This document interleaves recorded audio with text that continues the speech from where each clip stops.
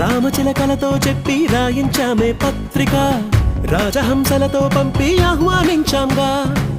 కుదురుగా నిమిషం కూడా నిలబడలేమే బొత్తిగా, ఏమాత్రం ఏ చోట రాజీ పడలేక.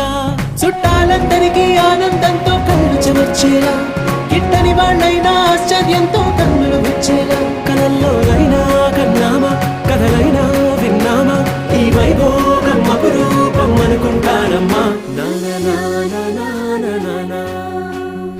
అందాల కుందనపు బొమ్మవని